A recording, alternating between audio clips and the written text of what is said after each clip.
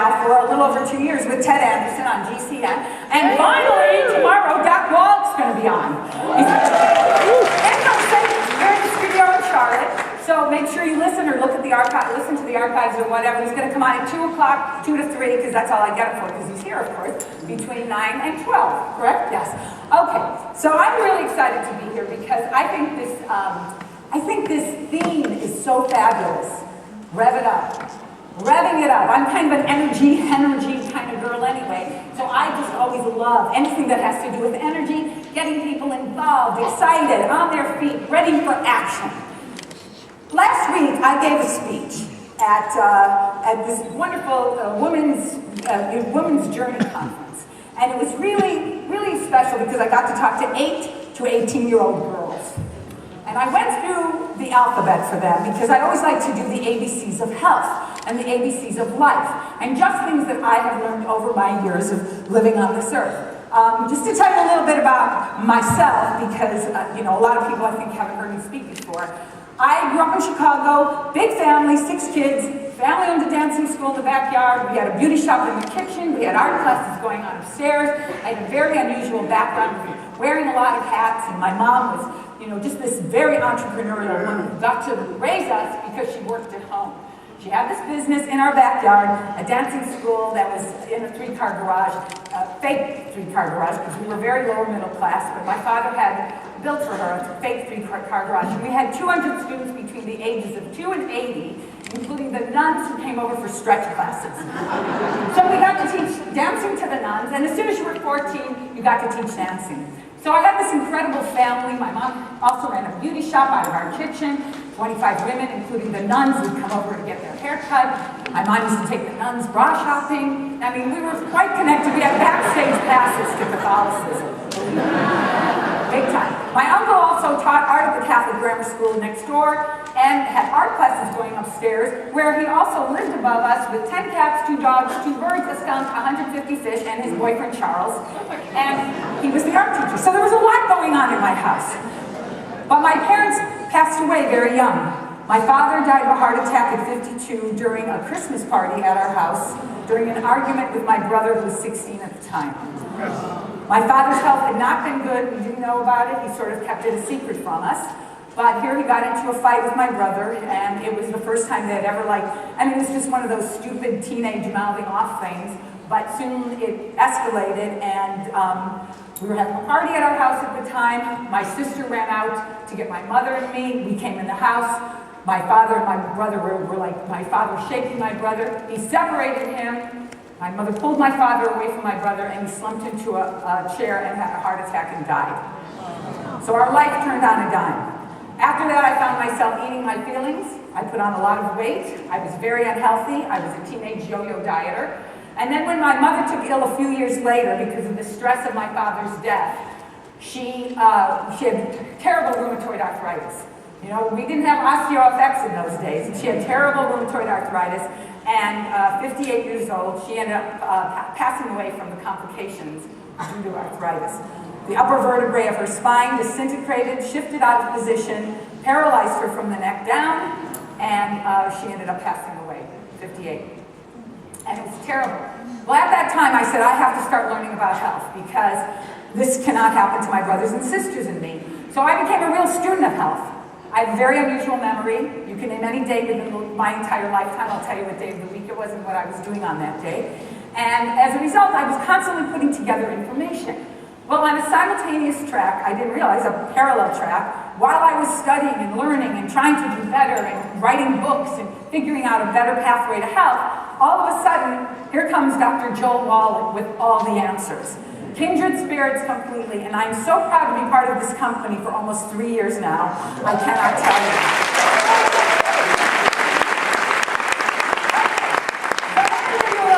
Myself, just so you knew that I come into this with a very strong personal story, and over the years people have asked me to be part of their groups, and I've never wanted to be part of a company like I want to be part of this company, because this company has it going on. It's unbelievable. It's so cool to see everybody. When you run into everyone in the hallways and everyone's like, ah! It's like Old Home Week. Everybody's so excited. This company, this is weird, okay? Nobody ages. Everybody looks better year after year after year. How many people are in here are new? Okay. All right. Anybody who's new, wait till you see what you look like next year. Anybody who is not so new, I know you look better than you did 3 years ago when I joined the company. Okay? It's unbelievable. It's like incredible health. I recently did, I'm doing a show for the Food Network. And they, nobody wants to call things healthy, but, we call it, we sort of say it's healthy. So what happened is they said, okay, let's see what's in Mary Lou's refrigerator. And they opened the refrigerator, and of course it was all longevity products.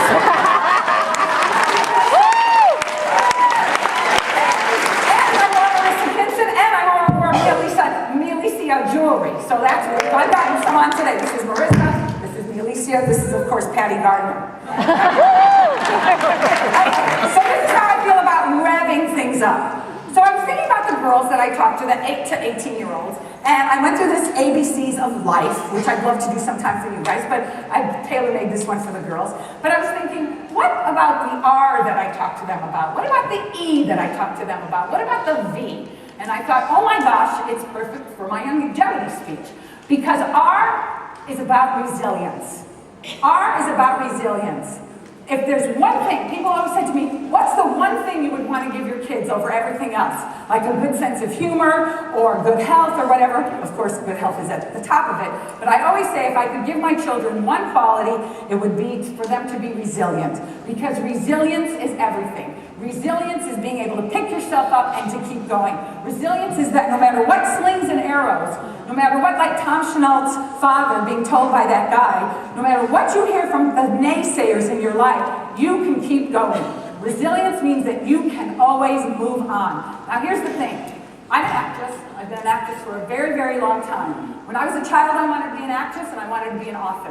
And I said I was going to grow up and do that, and I've been able to. But as a young girl, to look at me, you wouldn't have thought that I could end up being an actress because, whatever. And well, let's put it this way. Plenty of people told me I shouldn't be an actress and maybe I couldn't be an actress.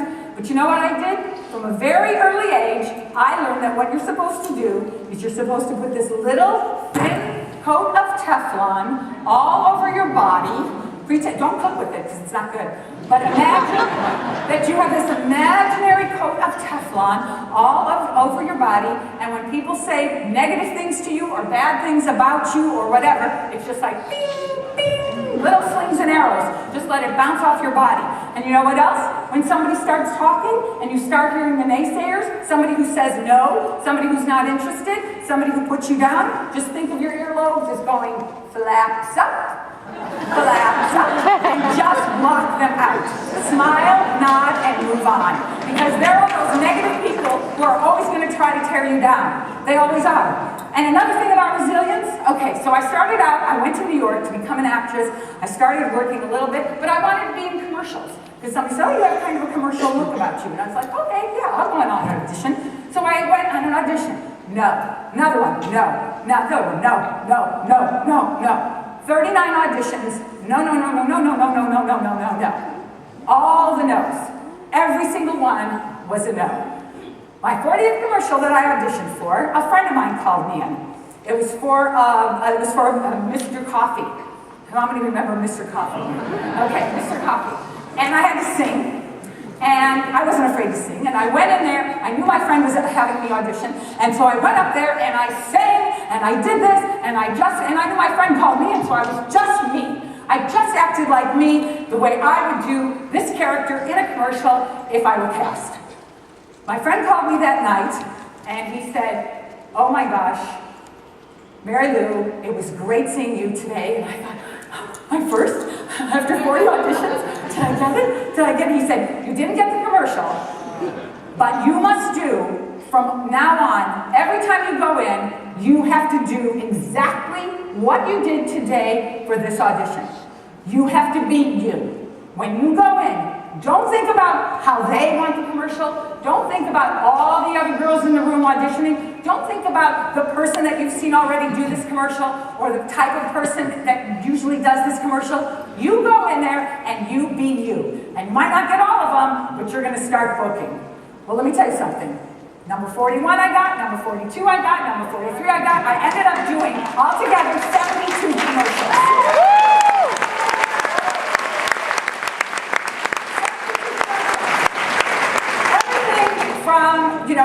Everything from, I'll do a little bit of it for you now. I love saving in the springtime. Samsonite savings time, I was the Samsonite luggage girl. I did Ponderosa Steakhouse, come get square deal, square deal, square deal, square deal, at Ponderosa. I did everything. I did 4 Playtex bra commercials, 2 Playtex panties commercials, and 1 Fruit of the Loom pantyhose inside of an apple with just my legs sticking out. So I did a lot of commercials. I did Gleam toothpaste and Reese's peanut butter cups and Barnett Banks, and I just kept booking. You know why? Because I became fearless and I became me. And that's what it takes. It's what Denise was talking about, being your authentic self. It's what you have to do when you want to be a leader of your company. You find your way of doing it. You don't let anybody talk you out of it. You do flaps up when they do. You put that coat of Teflon on, and you just keep going, and you be your best. And you be you.